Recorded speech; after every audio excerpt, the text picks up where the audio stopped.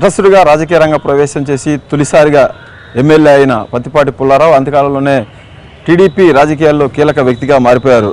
2004 ఎన్నికల్లో స్వల్ప ఓట్ల తేడాతో ఓడిపోయినప్పటికీ ఆ తర్వాత జరిగిన 2009, 2014 ఎన్నికల్లో వరుస విజయాలతోటి చంద్రబాబుకు అత్యంత నమ్మకస్తుడిగా ఆప్తుడిగా మారిపోయారు. ఇప్పుడు రాష్ట్రం విడిపోయిన తర్వాత ఏపీ రాజధాని భూసేకరణలో కూడా ఆయన కీలక పాత్ర పోషిస్తూ ఉన్నారు. అలాగే జిల్లాలో ఆయనకంటే ఎంతోమంది సీనియర్లు ఉన్నప్పటికీ కూడా చంద్రబాబుతో ఉన్న సాన్నిహిత్యం కానీ ఈయన మీద ఉన్న నమ్మకంతో కానీ కేబినెట్లో చోటు సంపాదించుకున్నారు పత్తిపాటి పుల్లారావు. అదే సమయంలో కొన్ని ఆరోపణలు కూడా ఆయన గురయ్యారు. వాటికి అన్నిటికీ ఆయన గతంలో కొన్ని సమాధానాలు చెప్పారు. ఇంకా ఆయన సమాధానం చెప్పని అంశాలకు ఈరోజు ఈ ఫేస్ టు ఫేస్లో సమాధానాలు దొరుకుతాయని ఆశిస్తూ ఈరోజు మంత్రి పత్తిపాటి పుల్లారావు తోటి ఫేస్ టు ఫేస్ ఎందుకు ధన్యవాదాలు సార్. తొలిసారిగా మంత్రి అయ్యారు. ఎలా ఉంది? మీరు గతంలో 5-6 మంత్రులు చేసిన శాఖలన్నీ మీరు ఒంటి చేత్తో నడిపిస్తూ ఉన్నారు. ఫీల్ ఎలా ఉంది? అంటే నేను తొలి నుంచి కూడా రాజకీయాలకి దగ్గరగా ఉన్నాను. ప్రత్యక్ష రాజకీయాల్లో లేకపోయినా పరోక్ష రాజకీయాల్లో 82 నుంచి గ్రామ స్థాయి నుంచి గ్రామ రాజకీయాల నుంచి నేను రాజకీయాల్లో ఉన్నాను. ప్రత్యక్షంగా మాత్రం 98లో ఎంటర్ కావడం, 99లో చంద్రబాబు నాయుడు గారి నాయకత్వంలోనే నాకు చిలకూరుపేట నియోజకవర్గం నుంచి ప్రాతినిధ్యం కల్పించారు. 99 ఎన్నికల్లో హయ్యెస్ట్ మెజారిటీ జిల్లాలో 27,000 మెజారిటీతో నేను తెలుగుదేశం అభ్యర్థిగా చంద్రబాబు నాయుడు గారి ఆశీస్సులతోటి భారీ మెజారిటీతో గెలవడం జరిగింది. ఆ విధంగా ప్రత్యక్ష రాజకీయాల్లో 99 నుంచి క్రియాశీలకంగా పోషించడం జరిగింది. అంటే మీతో పాటు ఆ ఎన్నికల్లో చాలామంది తటస్థులు రాజకీయాల్లోకి వచ్చారు, కానీ వాళ్ళు ఎవరూ నిలబడలేదు. ఇక్కడ గుంటూరు జిల్లాలో కూడా ఒకళ్ళిద్దరు వచ్చారు, అలాగే ప్రకాశం చుట్టుపక్కల జిల్లాలో. మీరు మాత్రం వ్యాపార రంగంలో ఉండి రాజకీయాల్లోకి వచ్చి దీన్నే ప్రధానమైన వ్యాపకంగా వృత్తిగా చేసుకున్నారు. చిన్ననాటి నుంచి నేను ఏ పని తీసుకున్నా, ఏ కార్యక్రమం తీసుకున్నా, ఒక అసైన్మెంట్ తీసుకుంటే పట్టుదలతోటి, కసితోటి, పౌరుషంతో చేసేటువంటి అలవాటు నాకు. ఏ రోజు ఒక్కరోజు ఇంతవరకు విరామం అనేటువంటిది ఎరగకుండా కష్టంతో నమ్ముకొని, కష్టాన్ని నమ్ముకొని పనిచేసేటువంటి మనస్తత్వం నాది. అందుకనే నేను వ్యాపారంలో ఉన్నా అదే పట్టుదలగా ఉంటాను, రాజకీయాల్లోకి వచ్చినా అదే పట్టుదలగా పనిచేయటం కూడా జరుగుతూ ఉంది. అది నా నైజం అనమాట. కష్టించి పనిచేయటం, ఎక్కడ కూడా అవకతవకలకు అవకాశం లేకుండా, చెడ్డ పేరు లేకుండా ఏ విధంగా నాకున్న అవకాశాన్ని ప్రజల్లో మంచి పేరు తెచ్చుకోవాలనేటువంటి తపన, తాపత్రయంతో పనిచేయడం జరుగుతూ ఉంది. రాజకీయాల్లోకి వచ్చిన తర్వాత గౌరవ ముఖ్యమంత్రి చంద్రబాబు నాయుడు గారు కూడా నన్ను అదే విధంగా ప్రోత్సహించడం కూడా జరిగింది. ఆ విధంగా నేను రాజకీయాల్లో ఉన్నా, వ్యాపారంలో ఉన్నా పట్టుదలగా కష్టించి పనిచేయడమే నా మనస్తత్వం. అంటే మీకు తెలుసు, జిల్లాలో కోడేశ్వర ప్రసాద్ మీ పక్కన నసరాపేటలో ఉన్నారు, అలాగే దూడిపాయల నరేంద్ర ఆయన కూడా సీనియర్, అలాగే ఎరపత్రి శ్రీనివాసరావు మీకంటే 2 టర్మ్ సీనియర్గా ఉన్నారు. అలా వాళ్ళందరినీ కాదని మంత్రి పదవి ఎలా తెచ్చుకున్నారు? అంటే ఇప్పుడు 2004లో నేను ఓన్లీ బ్యాలెట్ ఓట్స్తో మాత్రమే ఓడిపోవడం జరిగింది, 200 ఓట్లు అది కూడా. తర్వాత 2009లో మంచి మెజారిటీ వచ్చింది, 20,000 మెజారిటీతో గెలిచాను. మళ్ళీ 2014లో గెలవడం జరిగింది. అపోజిషన్లో 4 టర్ములు నేను జిల్లా పార్టీ అధ్యక్షుడిగా కొనసాగాను. జిల్లా పార్టీ అధ్యక్షుడిగా ప్రతిపక్షంలో 4 సార్లు జిల్లా పార్టీ అధ్యక్షుడిగా నన్ను ఎంపిక చేయడంలో కానీ, ప్రతిపక్షంగా ప్రధానమైనటువంటి పాత్ర పోషించడంలో కానీ 17 నియోజకవర్గాలని ఒక్క స్థానం ఉన్నటువంటి దాన్ని 6 స్థానాలకు తీసుకొచ్చాం 2009లో. అదే 2014లో 12 స్థానాలు, 3 ఎంపీలు గెలిచేటువంటి స్థాయికి తీసుకురాగలిగాం. మీరు పార్టీ ప్రెసిడెంట్గా ఉన్నప్పుడు గుంటూరు జిల్లాలో నకిలీ ఎరువులకి గుంటూరు జిల్లా కేంద్రం, నకిలీ పురుగు మందులకి గుంటూరు జిల్లా కేంద్రం, నకిలీ విత్తనాలకి గుంటూరు జిల్లా కేంద్రం. మీరు కూడా పార్టీ ప్రెసిడెంట్గా అనేక ఉద్యమాలు చేశారు, పార్టీ మొత్తం లేస్తే ఆ విషయం మీద కూడా చేశారు. మీరు 2 ఏళ్ల నుంచి అలాంటి దాడులు జరగట్లేదు, అలాంటి కేసులు పట్టుకోవడం లేదు, అంటే అవి ఆగిపోయినాయని అనుకోవచ్చా, మీరు వదిలేశారనుకోవచ్చా? అంటే మ్యాక్సిమం మనం కవర్ చేయగలిగాం, ఏది నకిలీలు లేకుండా చేయగలిగాము. నకిలీలతో పాటు ఎక్కడ కూడా ఫేక్ విత్తనాలు కానీ, అదేవిధంగా నకిలీ ఫర్టిలైజర్స్ కానీ, డూప్లికేట్ ఉండేటువంటి అవకాశం లేకుండా ఎప్పటికప్పుడు చర్యలు తీసుకుంటా ఉన్నాం. మీ దగ్గర గతంలో 5-6 మంది సీనియర్ మోస్ట్ మంత్రులు చేసే శాఖలన్నీ మీరు ఒంటి చేత్తో చేస్తూ ఉన్నారు. అవును, ఇప్పుడు ముద్ర వేయగలిగారా? తప్పకుండా. వ్యవసాయ శాఖ అంటే నేను అగ్రికల్చరల్ వ్యవసాయం చేసి వచ్చినటువంటి కుటుంబం. వ్యవసాయం నేను నేరుగా చేసినటువంటి వ్యవసాయం చేయించడం కాదు, నేను 4 ఏళ్ళు పూర్తిగా వ్యవసాయమే చేశాను.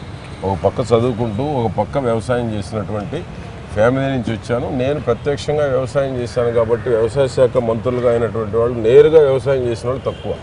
వ్యవసాయ మంత్రులుగా ఉన్నారు, వ్యవసాయ కుటుంబం నుంచి వచ్చారు, బట్ నేనే అరక్కబోయాను, నేనే మందు కొట్టాను, నేనే విత్తనాలు ఎదబెట్టాను, అన్ని పనులు చేసి వచ్చి రైతు మంత్రి అన్ని పనులు చేసి వచ్చిన మంత్రి నాకు తెలిసి చాలా వేళ్ల మీద లెక్కేసుకునే పరిస్థితి ఉంటుంది ఇప్పటి వరకు కూడా.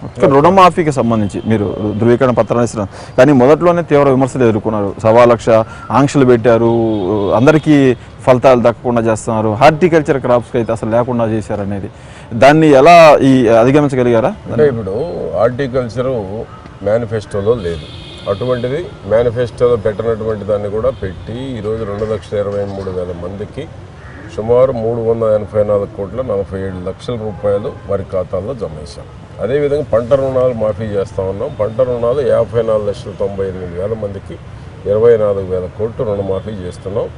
ఈ నెల 2 సంవత్సరాలు పూర్తయినట్టుకి 11,500 కోట్లు జమ చేశాం. అంటే ఇది దేశంలో ఒక చరిత్ర అన్నమాట. ఇది చంద్రబాబు నాయుడు గారు చేసిన రుణమాఫీ ఈ దేశంలో 29 రాష్ట్రాలు ఉన్నాయి. ఇంతవరకు ఏ రాష్ట్రంలో రాష్ట్ర ప్రభుత్వం భరించి 29 రాష్ట్రాల్లో కూడా 24,000 కోట్లు రాష్ట్ర ప్రభుత్వం భరించి రుణమాఫీ చేసిన దాకా ఇంతవరకు చరిత్రలో లేవు. అటువంటిది సాహసోపేతమైనటువంటి నిర్ణయం ముఖ్యమంత్రి గారు తీసుకున్నారు. అసాధ్యం అన్నటువంటిది సుసాధ్యం చేసి చంద్రబాబు గారు ఒక హిస్టరీ క్రియేట్ చేశారు. అందరికీ ఈ రుణమాఫీ ఫలితాలను అందించామన్న నమ్మకం మీకుంది? అసంతృప్తి ఎక్కడ వినిపించట్లేదా మీకు? కొంతమందికి దక్కని వాళ్ళు కానీ వ్యవసాయ రుణాలని మెన్షన్ చేయకుండా ఉన్నటువంటి రాలేదు, గోల్డ్ లోన్ తీసుకొని అగ్రికల్చరల్ అని మెన్షన్ చేయకుండా ఉన్నటువంటి రాలేదు, గోల్డ్ లోన్ తీసుకున్నా అగ్రికల్చరల్ లోన్ తీసుకున్నా పంట రుణాలని మెన్షన్ చేస్తుంటే అందరికీ వర్తించింది. అందరికీ వర్తించింది కాబట్టి 54,98,000 కుటుంబాలేమో వ్యవసాయం, హార్టికల్చర్ వచ్చేటప్పుడు 2,23,000. మొత్తం చూసుకుంటే సుమారు 57,20,000 ఖాతాలకి రుణమాఫీ జరిగింది. ఒకేసారి 22,72,000 మందికి రుణమాఫీ జరిగింది. ఇది చరిత్ర.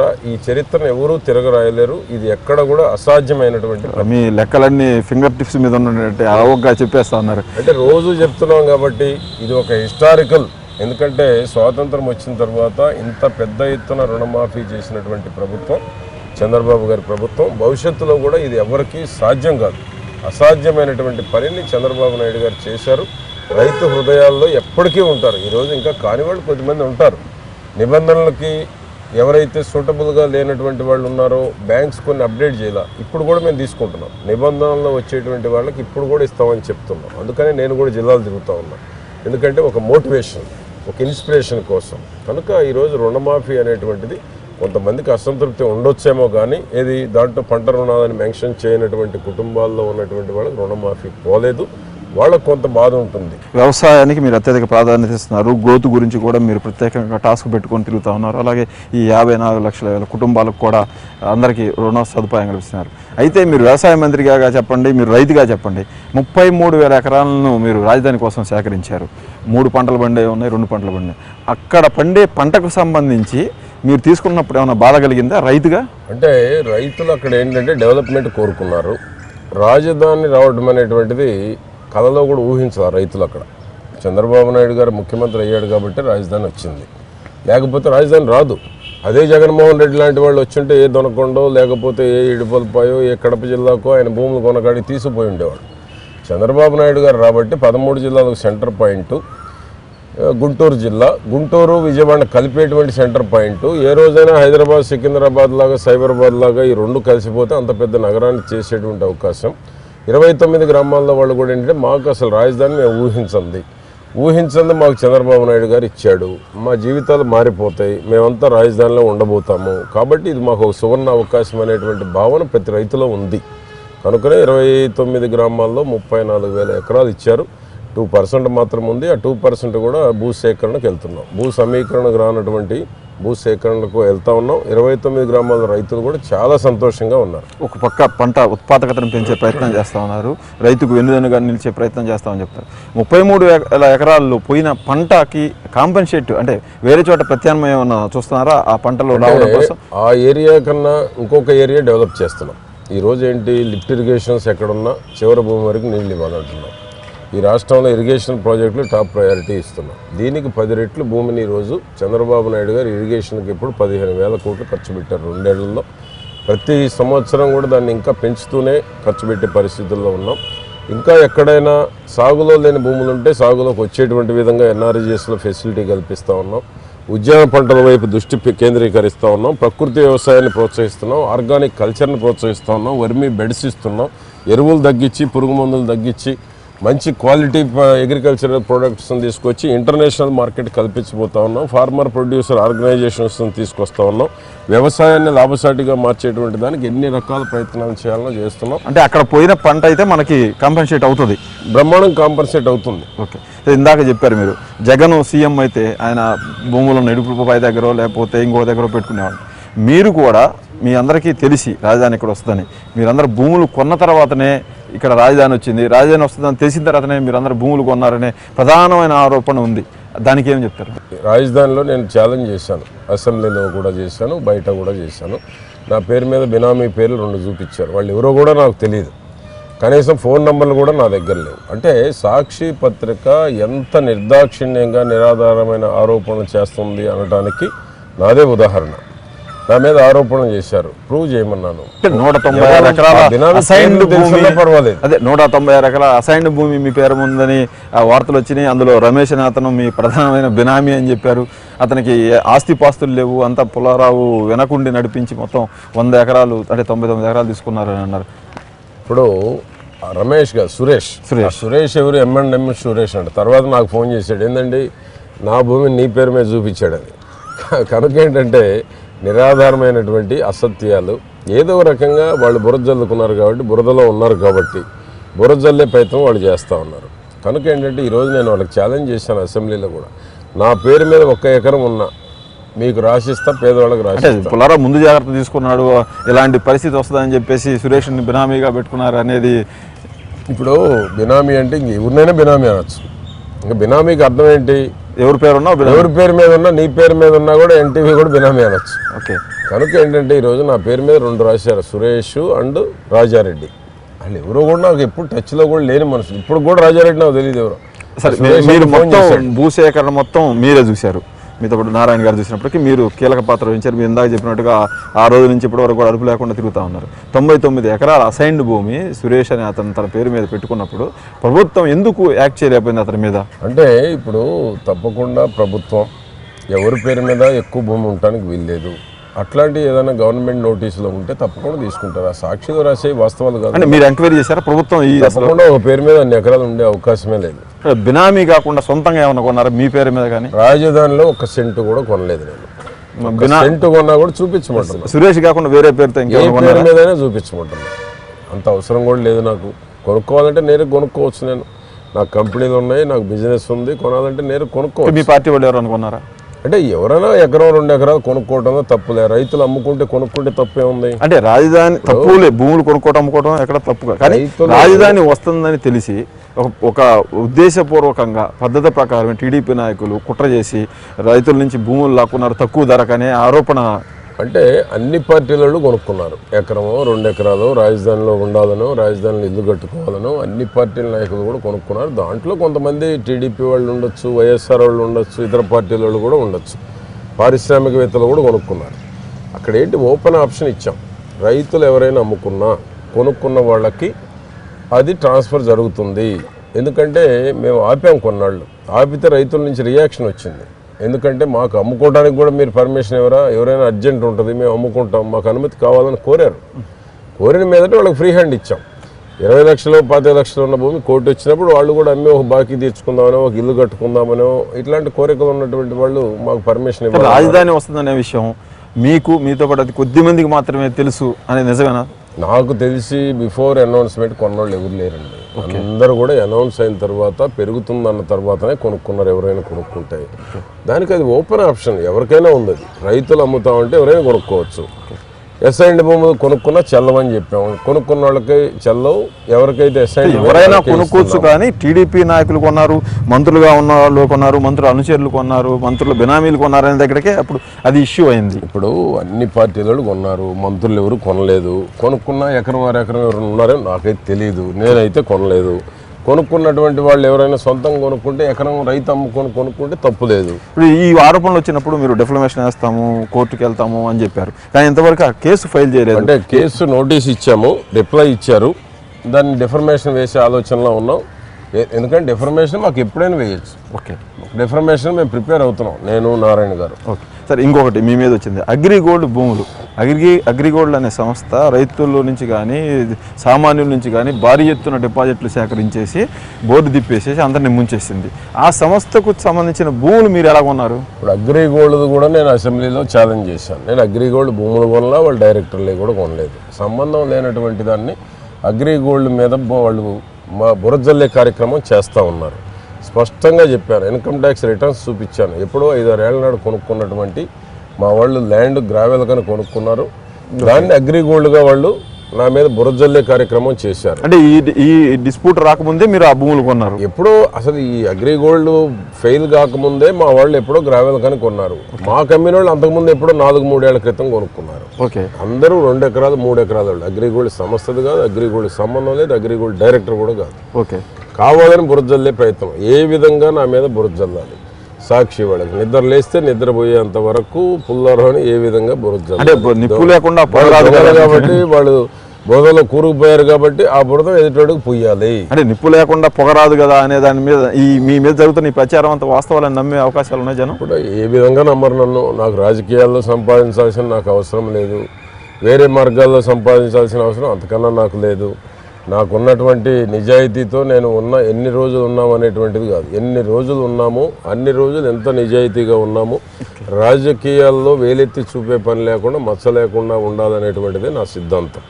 చంద్రబాబు నాయుడు గారు అవకాశం ఇచ్చారు, మాకు గాడ్ ఫాదర్ చంద్రబాబు నాయుడు గారు. చంద్రబాబు నాయుడు గారు ఇచ్చిన అవకాశాన్ని ఎక్కడ కూడా చెడ్డ పేరు రాకుండా ఈ యొక్క శాఖకు మరి గౌరవం పెంచడంలో కానీ, నా వ్యక్తిగతంగా కూడా ఎక్కడ డ్యామేజ్ అయ్యేటువంటి దానికి కానీ ఎక్కడ నేను అవకతవకలు పాల్పడే అవకాశం లేదు. ఇలాంటివి నేను కొనుక్కుంటే నాకు రైట్ రాయల్గా లీగల్గా కరెక్ట్గా ఉన్నాయో కొనుక్కుంటాం. అగ్రిగోల్డ్యో లేకపోతే కొంతమంది పేదవాడు దాచిపెట్టుకున్న డబ్బులు దోచుకున్న కంపెనీల దగ్గర నేను కొనాల్సిన అవసరం నాకు అంతకన్నా లేదు. ఇక చెడ్డ పేరు రాకూడదు, మచ్చ రాకుండా చేస్తానని చెప్తా ఉన్నా. మీరు మంత్రి అయిన తర్వాత ఒక సామాజిక వర్గానికే కొమ్ము కాస్తా ఉన్నారు. జిల్లాలో ఇప్పటికే 7 ఎమ్మెల్యేలు 2 ఎంపీలు ఉన్నారు. సహజంగా జనాభా ఎక్కువ ఆ క్యాస్టులకు సీట్లు ఇచ్చి ఎమ్మెల్యేలు. కానీ నామినేటెడ్ పోస్టులో కూడా పుల్లారావు పట్టుబట్టి ఒక సామాజిక వర్గానికే పదవులు ఇప్పించుకుంటున్నాడు అనేది. ఇప్పుడు నాకు ఎప్పుడు కులాలు మతాలు, నేను ఎప్పుడు కూడా అన్ని కులాలని గౌరవించేటువంటి మనస్తత్వం నాది. రాజకీయంగా 10 ఏళ్ళు పార్టీలో ఉండి అనేక కష్టాలు పడ్డటువంటి అన్ని కులాలకి గౌరవం కల్పించాలి. దాంట్లో ఎస్సీలకు కల్పించాలి, బీసీలకు కల్పించాలి, ముస్లిం మైనారిటీలు ఉన్నారు, అన్ని కులాలు ఉన్నారు. కానీ ఈ మధ్య కాలంలో మన జిల్లా నుంచి గుంటూరు జిల్లా నుంచి సంబంధించి నియామకం జరిగిన రాష్ట్ర స్థాయి నామినేటెడ్ పోస్టులు కానీ, మీ డిపార్ట్మెంట్కి సంబంధించి జరిగిన నామినేటెడ్ పోస్టుల భర్తీలో కానీ మొత్తం ఒకే సామాజిక వర్గం ఉంది. నన్నపనేని రాజకుమారి, గోనుగుంట్ల కోటేశ్వరరావు, సాయిబాబా, వాళ్ళందరూ స్టేట్ పదవులు, రాష్ట్ర స్థాయి పదవులు తీసుకుంటే మీ డిపార్ట్మెంట్లో కూడా మీరు ఈ పాలక మండలిలో 3 వేశారు. 3 కూడా ఒకే సామాజిక వర్గం. మీరు ఎలా మిగతా సామాజిక వర్గాలకు పెద్ద పెట్టేస్తామని చెప్పి మీరు చెప్పిన 3 పేర్లు కూడా రాష్ట్ర పార్టీలో 10 ఏళ్ళు అపోజిషన్లో ఉన్నప్పుడు కష్టపడినటువంటి వాళ్ళకి ఇచ్చారు. గోనుగుంట్ల కోటేశ్వరరావు రాష్ట్రం అంతా ఎక్కడికి పోయినా 3 వీలర్ మీద ఆయన పాప హ్యాండిక్యాప్డ్ అయ్యున్న ప్రాణాలు తెగించి తిరుగుతూ ఉండేవాడు. సాయిబాబా ఎప్పుడు కూడా అక్కడ ఆర్థిక శాస్త్రవేత్తగా అనలిస్ట్గా అక్కడ తిరుగుతూ ఉన్నాడు. 3వది రాజకుమారి, నిత్యం ఆమె రాజకీయాల్లో ఉంటుంది, ఆమె సీనియర్ నాయకులు. అంటే వేరే కులాలలో కష్టపడలేదు. ఇవన్నీ కూడా ఏంటంటే చంద్రబాబు నాయుడు గారు తీసుకున్నటువంటి నిర్ణయాలు తప్ప జిల్లా నుంచో జిల్లా పార్టీలో చేసినటువంటి దానికో కాదు. కానీ పుల్లారావు కూడా వీళ్ళందరికీ మద్దతు ఇచ్చాడని చెప్తారు. ఇవన్నీ ముఖ్యమంత్రి గారు సొంతంగా తీసుకున్న నిర్ణయాలు. అంటే మీరు ఆయనకి దగ్గరగా ఉంటారు కాబట్టి మీ మాటకు విలువ ఇచ్చి, ఇప్పుడు ఈరోజు మిగిలిపోయినటువంటి కులాలు ఏమైతే ఉన్నాయో అందరి మేము ప్రపోజల్స్ పంపించాం, క్యాస్టుల వారీగా పంపించాం. కానీ 2 ఏళ్ళు దాటింది కానీ వాళ్ళకి పదవులు రావట్లేదు. అంటే ముఖ్యమంత్రి గారికి కూడా ఒత్తిడి ఎక్కువ ఉంది. ఒకరికి వేద్దామంటే ఇంకా 4 అదిగేటువంటి పరిస్థితి ఉంది. కనుక దాన్ని అంటే ఒక సామాజిక వర్గానికి పదవులు ఇచ్చేటప్పుడు రాని ఈ అలుగుళ్ళు కానీ ఈ గొడవలు కానీ మిగతా వాళ్ళకి ఇచ్చేటప్పుడు ఎందుకు వస్తాయనే ఒక అసంతృప్తి అయితే జిల్లాలో కనిపిస్తూ ఉంది. సెకండ్ కేడర్లో ఎక్కువ ప్రెజర్ ఉంది. సెకండ్ కేడర్లో ఒక పదవిని కోరుకునేటువంటి వాళ్ళు 10 మంది ఉన్నారు. దాని నుంచి కొంత టైం జరుగుతూ ఉంది. జిల్లాలో కూడా యూనిఫామ్గా ఒక పేరు చెప్పే పరిస్థితి లేదు. ఓకే, జిల్లాలో కూడా జిల్లా నుంచి యూనిఫామ్గా ఒక పేరు మీరు గమనించారా సార్ మొత్తం అది ఈ అనేక సమతుల్యత లోపిస్తూ ఉంది పదవుల పంపిణీలో. ఒక కమ్మ సామాజిక వర్గానికే పదవులు దొక్కుతున్నాయి. జిల్లాలో 20 మార్కెట్ యార్డులు ఉండే మీ పరిధిలో ఉండే ఇప్పటికీ 10 మార్కెట్ యార్డులను ఒకే సామాజిక వర్గానికి ఇచ్చారు. ఇప్పుడు రేపల్లిలో బీసీ ఎమ్మెల్యే ఉన్నాడు కాబట్టి అక్కడ సేమ్ ఈ సామాజిక వర్గానికి ఇవ్వాలి. తాడికొండలో ఉన్న ఎస్సీ ఎమ్మెల్యే కాబట్టి ఆయన ఇవ్వాలి. ఇవన్నీ చూసుకుంటే దాటిపోతూ ఉంది. మనం ఎందుకు మిగతా క్యాస్ట్లో ఉన్న వాళ్ళని నచ్చజెప్పి కానీ మీరు చెప్తున్నట్టు వివాదాలు ఉంటే ఆ పదవులు అందరికీ సమానంగా పంచలేకపోతున్నాం? ఇప్పుడు మార్కెటింగ్ కమిటీలు అనేటువంటిది అక్కడ ఉండే ఎమ్మెల్యే ఇన్ఛార్జి మీద ముఖ్యమంత్రి గారు వాళ్ళకి ఫ్రీ హ్యాండ్ ఇచ్చారు. ఎమ్మెల్యేస్ ఇన్ఛార్జెస్ వాళ్ళు రికమెండ్ చేసి అక్కడ ఉన్న సామాజిక పరిస్థితులను దృష్టిలో పెట్టుకొని వాళ్ళు ఎవరికి ఇంపార్టెన్స్ ఇవ్వాలి అనుకుంటే వాళ్ళు రికమెండ్ చేసిన పేర్లనే ఫైనలైజ్ చేశాం. ఎందుకంటే చంద్రబాబు గారి ప్రభుత్వం అన్ని కులాలకి అన్ని మతాలకి ప్రాధాన్యత కల్పించేటువంటి ప్రభుత్వం. ఇటీవల మీరు పదవులు చూసుకోండి, రాష్ట్ర వ్యాప్తంగా కూడా జూపూడి ప్రభాకర్ గారికి ఇచ్చారు, వర్ల రామయ్య గారికి ఇచ్చారు, విజయవాడలో అనురాధ గారికి ఇచ్చారు. అంటే గుంటూరు జిల్లా నుంచి ఎవరైతే రిప్రజెంటేట్ చేస్తా ఉన్నారో ఈ నామినేటెడ్ పోస్టులకి అంతా కూడా ఒకే సామాజిక వర్గం అవుతుంది అనేది ఆరోపణ. అంటే మిగతా కులాలు అవసరం లేదనుకుంటున్నారా? అంటే గుంటూరులో ఇప్పటికి ఇచ్చిందే పదవులు లేవు. వాస్తవం చెప్పాలంటే జిల్లా స్థాయిలో ఇచ్చిన పదవి అంటూ లేదు. రాష్ట్ర స్థాయిలో ఇచ్చారు, రాష్ట్ర కార్యాలయంలో పనిచేసినటువంటి వాళ్ళకి ఇచ్చారు. జిల్లా స్థాయిలో ఇంతవరకు ఇవ్వాల. కాబట్టి జిల్లా స్థాయిలో అన్ని పదవులు తీసుకోమంటున్నారు. క్యాస్ట్కి ఒక పదవి వేయమని అడుగుతున్నారు ముఖ్యమంత్రి గారు. కాకపోతే మా నాయకులు అడుగుతున్నారు కానీ పుల్లారావు మోకాలు అడుగుతున్నారని ఒక పక్కేమో ఎమ్మెల్యేలు చెప్పిన మాటకి ఎమ్మెల్యేలు ఇన్ఛార్జి ఉన్నదానికి ప్రకారమే వేస్తామని చెబుతున్నారు. మార్కెట్ యార్డ్ గుంటూరు ఆసియాలో కల్లా పెద్దది. గుంటూరు మిర్చి యార్డు చైర్మన్ పదవి విషయంలో మీకు మిగతా ఎమ్మెల్యేలకు మధ్య వారు నడుస్తూ ఉంది. గుంటూరు మిర్చి యార్డు స్పష్టంగా ముఖ్యమంత్రి గారు మనోజ్ సుబ్బారావు రాష్ట్ర కార్పొరేషన్ అడిగారు. రాష్ట్ర కార్పొరేషన్ కుదరదు, గుంటూరు మిర్చి యార్డ్ చైర్మన్గా తీసుకోమన్నారు.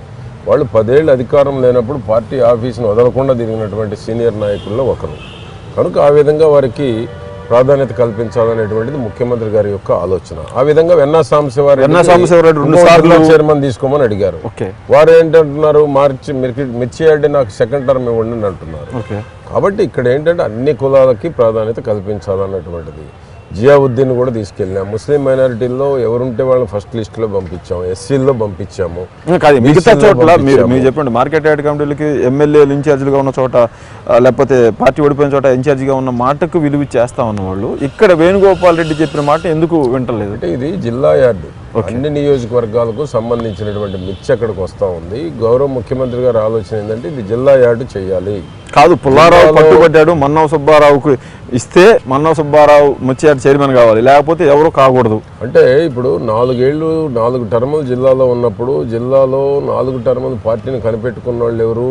అధికారం రాదు అనేటువంటి ప్రచారం జరిగినప్పుడు కూడా పార్టీని కనిపెట్టుకున్నటువంటి అన్ని కులాల నాయకులు పంపించాం. దాంట్లో మనోజ్ సుబ్బారావు ఉన్నాడు, సాంబశివారెడ్డి ఉన్నాడు, ఇతర కులాలు అందరూ ఉన్నారు, ఎస్సీలు అందరూ ఉన్నారు, పుష్పరాజు లాంటి వాళ్ళు ఉన్నారు, యేసరత్నం లాంటి వాళ్ళు ఉన్నారు, ఇప్పుడు డొక్కా మాణిక్యవర ప్రసాద్ లాంటి వాళ్ళు ఉన్నారు. సెకండ్ కేడర్లు ఇంకా చాలా మంది ఎస్సీ. కానీ పేర్లన్నీ వాళ్ళే ఉన్నాయి. కానీ పదవి వచ్చేటప్పటికి మళ్ళీ మీ అంచులు కానీ మీకు అత్యంత సన్నిహితంగా ఉన్న వాళ్ళని కానీ మీ సామాజిక వర్గం సంబంధించిన వాళ్ళే మళ్ళీ హైలైట్ అవుతున్నారు, వాళ్ళనే ముందుకు తీసుకొస్తున్నారని. ఇప్పుడు 4 టర్ములు జిల్లా పరిశ్రమ చేసినప్పుడు అన్ని కులాలకి ప్రాధాన్యత కల్పించాల్సినటువంటి బాధ్యత నా మీద ఉంది. బాధ్యతతో పాటు 17 నియోజకవర్గాల ఎమ్మెల్యేలు ఇన్ఛార్జీల యొక్క ఆలోచనలు కూడా షేర్ చేసుకోవాలి. కనుక దాంట్లో కొంత కాలయాపన జరుగుతుంది తప్ప అన్ని కులాలకి సమన్యాయం చేయాల్సినటువంటి బాధ్యత మా మీద ఉంది. నాయకుడు చంద్రబాబు నాయుడు గారు జిల్లా పార్టీకి 4 సార్లు ప్రెసిడెంట్గా చేశారు. ఇప్పుడు జిల్లాకి ప్రోటోకాల్ మంత్రిగా ఉన్నారు, పెద్ద దిక్కు ఉన్నారు. ఎందుకు నచ్చ చెప్పలేకపోతున్నారు వీళ్ళందరికీ? అంటే ఇప్పుడు ఏ నియోజకవర్గానికి ఆ నియోజకవర్గంలో 10 ఏళ్ళు అధికారం లేకపోయేటప్పటికీ పెద్ద ఎత్తున క్యూ ఎక్కువ ఉంది. ఎక్కువ మంది ఆశించే వాళ్ళు సమయం కూడా అయిపోతా ఉంది. ఆశించే వాళ్ళు ఎక్కువ ఉన్నారు. ఇప్పుడు దాని మీద ఇప్పుడు 1 by 1 అన్ని ఫిలప్ చేయమంటున్నారు ముఖ్యమంత్రి గారు కూడా. ఆ విధంగానే ఇప్పుడు 1 year అయిపోయింది యాడ్ చైర్మన్, మళ్ళీ 6 నెలలు టైం పొడిగిస్తున్నాం అందరికీ. అదేవిధంగా అందరికీ న్యాయం చేయాలనే ఉన్నాం. ఏ నియోజకవర్గానికి ఆ నియోజకవర్గంలో కూడా ఎమ్మెల్యేలు కూడా ఆ నియోజకవర్గంలో క్యాస్ట్ల వారికి ప్రాధాన్యత కల్పించాలి. ఎందుకంటే అన్ని వర్గాల ఓట్లు వేస్తేనే అధికారం వచ్చింది. అన్ని వర్గాల నాయకులకు కూడా బ్యాలెన్స్ చేయాల్సినటువంటి అవసరం కూడా ఉంది.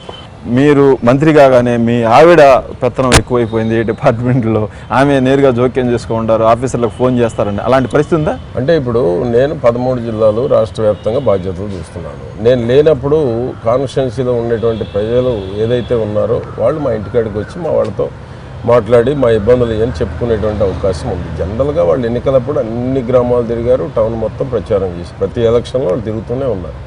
రావటం సహజం. వచ్చినప్పుడు వాళ్ళకి అవకాశం ఉన్న వరకు ప్రభుత్వ పరంగా చేయగలిగినవి చేయమంటాం సహజం. దాన్ని రాజకీయం చేయాలనేటువంటిది చాలా దురాలోచన. పార్టీ ప్రచారానికి కార్యకర్తలకు అండగా ఉండేదాన్ని ఎవరు తప్పు పట్టట్లేదు. మంత్రి పుల్లారావు భార్య ఒక డిఫాక్టో మంత్రిగా మారిపోయారు, నేరుగా ఐఏఎస్లకు కూడా ఫోన్ చేసి తిట్టారు అనే. ఇప్పుడు కాన్స్టిట్యున్సీలో ప్రజల యొక్క సమస్యలు పరిష్కారం చేసేటువంటి దాంట్లో ఫోన్ చేయడంలో తప్పు ఉందని నేను అనుకుంటున్నాను. ఎందుకంటే ప్రత్యక్ష రాజకీయాల్లో నాతో పాటు గ్రామాలు తిరిగారు, టౌన్లో తిరిగారు, ప్రచారం చేసినప్పుడు కాన్స్టిట్యున్సీ ప్రజలు నేను అందుబాటు 13 జిల్లాల్లో తిరిగేటప్పుడు నాకు రాజుగా ఉన్నప్పుడు నేను లేనప్పుడు వాళ్ళ దగ్గరకు వచ్చి ఆఫీసర్లకి వాళ్ళకి ఏదన్నా న్యాయమైన పనులు చేయించుకోవడం తప్పులేదు. కనుక ఏంటంటే ఇప్పుడు నేను కానీ మా వాళ్ళు కానీ అవకాశం ఉన్నంత వరకు సేవ చేస్తాం. అవినీతి ఆరోపణలు అయితే చూపడానికి కూడా లేదు. అలాంటి అవకాశం మాకు ఆలోచన కూడా రాదు. 20 ఏళ్లలో నేను రాజకీయాల్లో ఉన్నాను. 20 ఏళ్లలో లేని ఇవాళ ఎందుకు వస్తుంది? 20 ఏళ్లలో ఏ రోజు నా మీద వేలెత్తి చూపేటువంటి అవకాశమే లేదు ఎవరికి కూడా. మీ భార్య జోక్యం ఎక్కువైపోయింది, మీకు చెడ్డ పేరు వస్తూ ఉంది, ప్రభుత్వానికి చెడ్డ పేరు వస్తుందని చంద్రబాబు కూడా మిమ్మల్ని వార్న్ చేశారు. ఇది ఏమిటి పరిస్థితి? ఏ రోజు చంద్రబాబు నాయుడు గారు నా గురించో మా ఫ్యామిలీ గురించో ఎప్పుడు మాట్లాడలేదు. ఎందుకంటే ఈరోజు మేము అంతా సిన్సియర్గా పనిచేస్తున్నాము, సర్వీస్ చేస్తున్నాము. అవినీతికి పాల్పడాల్సిన అవసరం అంతకన్నా లేదు మాకు. నాకున్న బ్యాక్గ్రౌండ్ ఈ రాష్ట్రంలో ఉన్న ప్రజలందరికీ తెలుసు. కనుక ఏంటంటే ఈరోజు కావాలని కొంతమంది దుష్ప్రచారం చేస్తూ ఉన్నారు. సర్వీస్ చేయడంలో అయితే తప్పు లేదు. ఎందుకంటే నేను 13 జిల్లాల్లో తిరుగుతున్నప్పుడు మా కార్యకర్తలకు ఏదైనా ఇబ్బందులు వచ్చినప్పుడు మా ఇంటికాడికి వచ్చి మా వాళ్ళతో మాట్లాడి ఫోన్లు చేయించుకోవడంలో కూడా తప్పులేదు. అవినీతికి పాల్పడితేనో చట్టబద్ధంగా లేనటువంటి వాటికి పాల్పడి చేస్తేనో తప్పు అవుతుంది. న్యాయబద్ధంగా చేయాల్సినటువంటి పనులు మా నియోజకవర్గ కార్యకర్తలు చేయటంలో తప్పు లేదు. ఇద్దరము సర్వీస్ చేస్తాం. చిలకలూరుపేట నియోజకవర్గం ఒక ట్రస్ట్ కూడా ఉంది. ప్రతిపాటి చారిటబుల్ ట్రస్ట్ కింద 23 మెడికల్ క్యాంపులు పెట్టాం. ఇప్పుడు స్వర్ణాంధ్ర ఫౌండేషన్ ఏర్పాటు చేసి దాంట్లో ఒక మెంబర్గా మా ఫ్యామిలీ మెంబర్ ఉండి కూడా సర్వీస్ చేస్తున్నాం. కనుక ఈ విధంగా మేము చిలకలూరుపేటలో ఒక జర్నలిస్టు హత్యకు గురయ్యారు. ఆయన మీ అనుచరులు చేస్తున్న ఈ శాండ్ మాఫియా కానీ, ఈ రైసు నల్లబజారు తరలించడం కానీ, కిరోసిన్ అవన్నీ రాస్తున్నారని అతని మర్డర్ జరిగింది. అతని మర్డర్ వెనక మీ ప్రధాన అనుచరుడు హస్తం ఉందని. ఇప్పుడు ఇవన్నీ కూడా ఏంటంటే సాక్షి పత్రిక ఛానల్ రాసేటువంటి కట్టుకథలు. ఎందుకంటే ఒక విలేకరిని చంపాలన్నా ఇంకొకరిని చంపాలన్నా ఆ నైజం ఉండాలి మనిషిలో. నా నేచర్ కానీ నా మనస్తత్వం కానీ ఎప్పుడు కూడా అందరినీ సమన్వయం చేసుకొని వెళ్తాం. నేరాలకో రౌడీజానికో లేకపోతే హత్యా రాజకీయాలకో నాకు ఎప్పుడూ నేను దూరంగా ఉంటాను. ఎప్పుడు కూడా మీ అనుచరుడు దాంట్లో ప్రధాన నిందితుడిగా ఉంటే ఆయన్ని తప్పించేశారు మీరు ఒక మాటతోటి అని. ఎవరైతే దాంట్లో ఉన్నారో వాళ్ళని కేసు పెట్టారు, అరెస్ట్ చేశారు, బెయిల్ తెచ్చుకోవడం కొన్నాళ్ళకి 90 రోజులు 100 రోజుల తర్వాత బెయిల్ తెచ్చుకున్నారు. నేను ఎక్కడ జోక్యం కూడా చేసుకోలేదు. చనిపోయిన శంకర్ కూడా మా పార్టీ వాడు, మాకు సింపతైజర్గానే ఉండేటువంటి వాడు, నాతో సన్నిహితంగా కూడా ఉంటాడు. అటువంటిది ఏది జరిగినా నియోజకవర్గంలో నాకు బురద దూసే ప్రయత్నం ఈ సాక్షి ఛానల్ సాక్షి పత్రిక చేస్తాము తప్ప మరొకటి కాదు. రాజకీయాలకు ఎప్పుడూ నాకు నచ్చనటువంటిది అనమాట.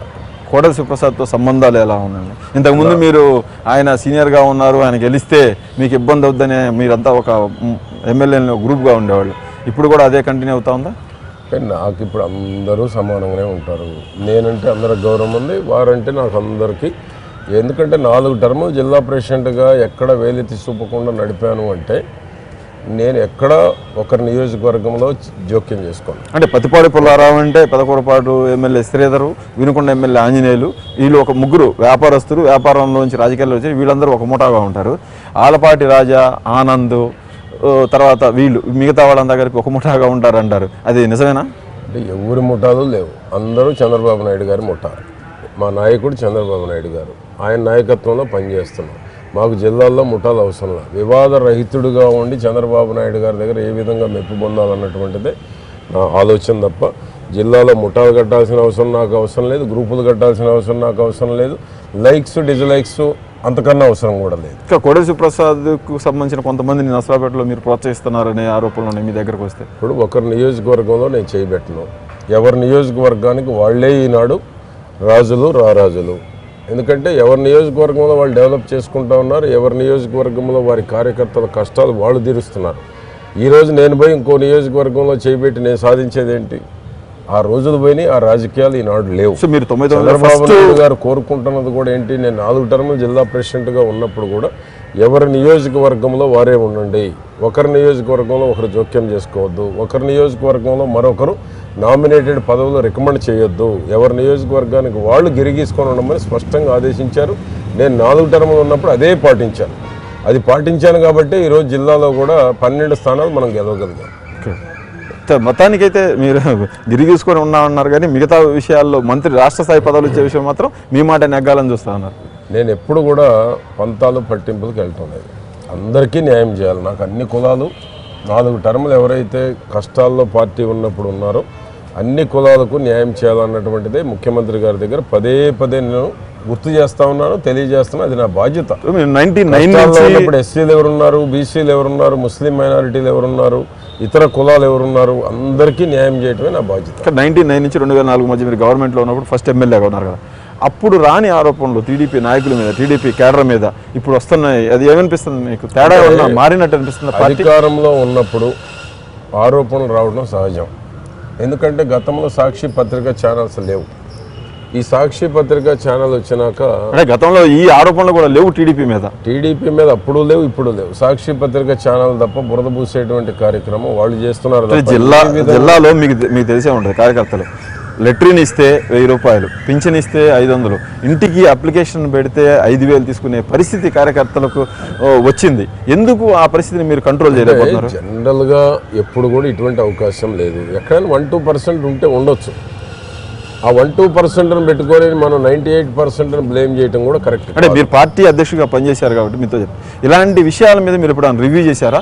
అంటే గతంలో ఎప్పుడు కూడా తెలుగుదేశం పార్టీలో మా నాయకుడు చంద్రబాబు నాయుడు గారు అవినీతికి ఎప్పుడు కూడా ఆమడ దూరం ఉండాలనేటువంటిది మా నాయకుడి యొక్క సూత్రం. పదే కాన్ఫరెన్స్లో చెబుతున్నారు, పదే మా సమావేశాల్లో చెప్తున్నారు. కానీ కార్యకర్తలు ఎమ్మెల్యేలు కానీ ఇన్ఛార్జీలు కానీ జోక్యం చేసుకోవడానికి వీల్లేదు, అవినీతి ముద్ర మనకు పట్టడానికి వెళ్ళలేదని పదే చెప్తున్నారు మా నాయకుడు. మీరు నిజంగా నమ్ముతున్నారు అది జరగట్లేదని? అంటే ఎక్కడ 1-2% ఉంటుంది. అధికారం ఉన్నప్పుడు, అధికార పార్టీ ఉన్నప్పుడు ఆరోపణలు రావడం సహజం. వాస్తవాలు కూడా 1-2% ఉంటే ఉండొచ్చు, లేదని మనం చెప్పలేం. 1-2% కోసం 98% మంచిగా చేసేటువంటి వాళ్ళని, నాలాంటి నిజాయితీగా ఉండేటువంటి వాళ్ళని, రాజకీయాల్లో చేయి జాపాలనేటువంటి కోరిక లేనటువంటి వాళ్ళని కూడా ముద్ర కట్టడం అనేది తప్పు అంటున్నాను. ఓకే, ఇది పత్తిపాటి పుల్లారావు తోటి ఫేస్ టు ఫేస్. ఆయన మనం అడిగిన సమాధానాలన్నీ కూడా ఫెయిర్గా సమాధానం చెప్పారు, ప్రతిదానికి కూడా వివరించారు. నా మీద వచ్చినవన్నీ కూడా కేవలం ఆరోపణ, అక్కస్తోటి అసూయతో చేసినవి మాత్రమే, కానీ ఎక్కడ తాను అవినీతికి పాల్పడేది లేదని చెప్తున్నారు. పడపడాల్సిన అవసరం కూడా లేదు. నా బ్యాక్గ్రౌండ్ వేరు, నేను వచ్చిన నేపథ్యం వేరు. ఇది పత్తిపాటి పుల్లారావు తోటి ఫేస్ టు ఫేస్. మరొక వారం మరొక వీఐపీ తోటి మరొక ఫేస్ టు ఫేస్లో మళ్ళీ కలుసుకుందాం. నమస్తే.